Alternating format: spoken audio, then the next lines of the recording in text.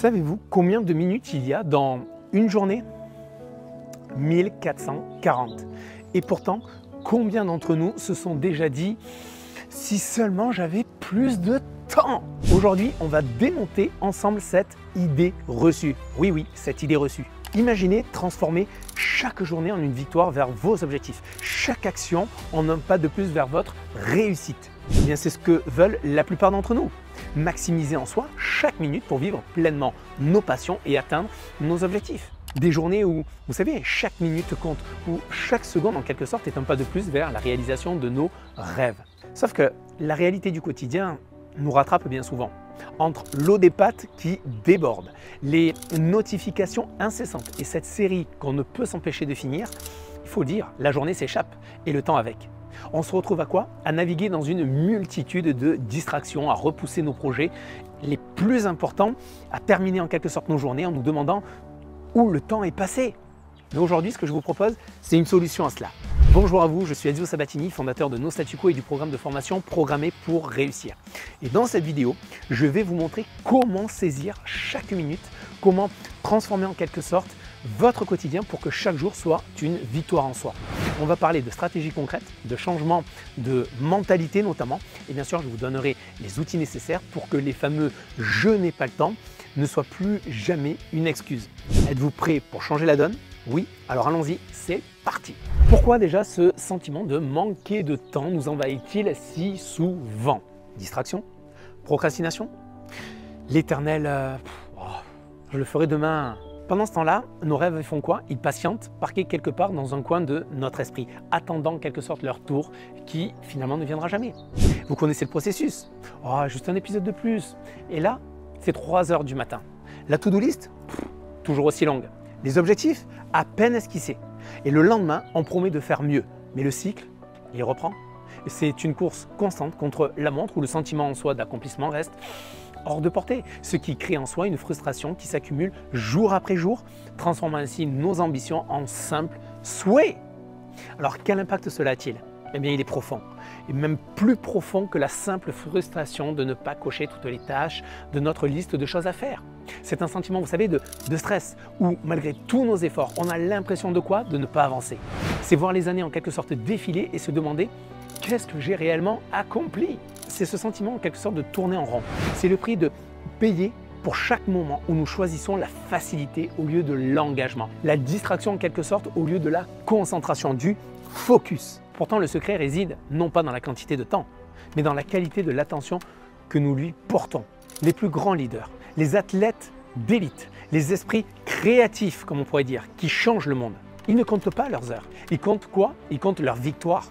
Donc finalement, si le problème n'était pas le temps, mais ce que nous choisissons d'en faire, là ça change la donne. Car finalement, c'est en contrôlant notre attention, notre focus, nos priorités, en les dirigeant vers nos objectifs, que nous pouvons véritablement créer du temps. Chaque minute devient à ce moment-là une opportunité, à condition de la saisir. Imaginez par exemple une journée où chaque décision, chaque action est intentionnelle et alignée sur vos ambitions, celles qui vous donnent ces papillons là dans le ventre, rien que le fait d'y penser.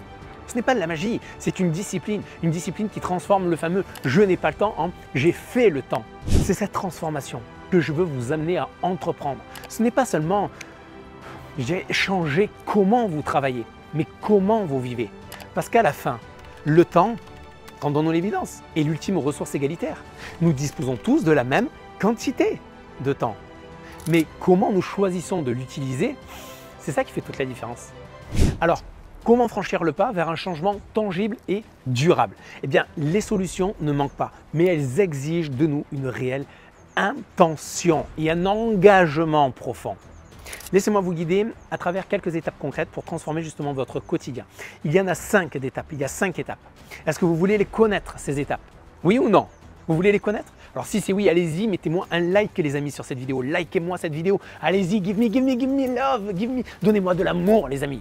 Ladies and gentlemen, boys and girls, voici les 5 étapes pour transformer votre quotidien. Alors l'étape numéro 1, il s'agit de quoi? De définir des objectifs clairs. Qu'est-ce que je veux dire par là?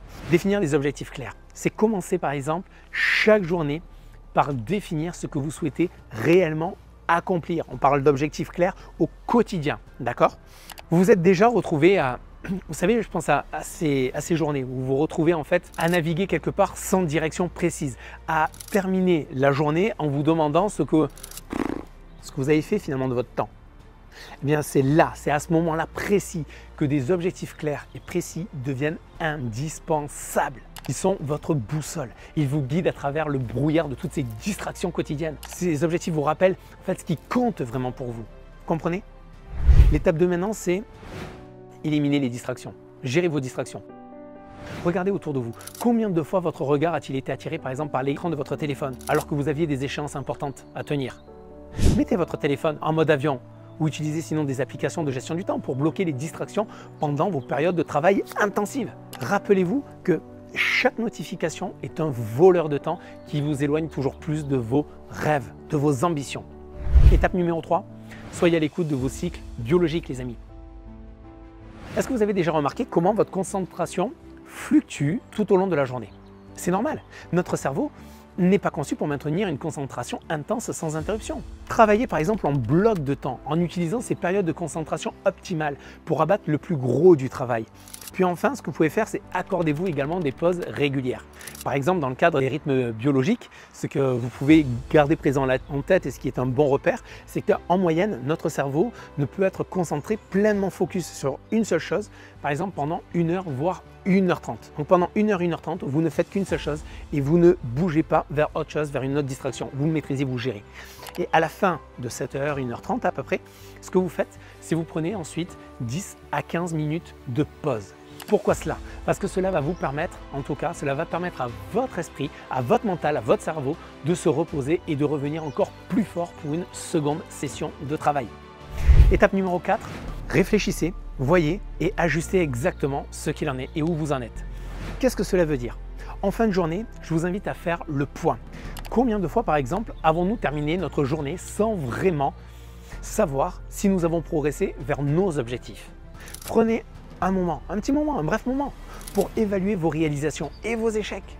Vous savez, cette réflexion-là est cruciale pour comprendre ce qui a fonctionné et ce qui n'a pas marché et comment vous pouvez améliorer votre approche dès le lendemain. Étape numéro 5, célébrez. Vous savez, souvent nous avons tendance à oublier de reconnaître nos propres réussites. Vous avez terminé une tâche que vous repoussiez depuis des jours? Eh bien, bravo, c'est une victoire. Prenez un moment pour apprécier votre effort et vous récompenser avec cette tape-là sur l'épaule. Vous savez, ces célébrations simples renforcent la motivation et vous permettent en fait de paver le chemin vers des succès encore beaucoup plus grands.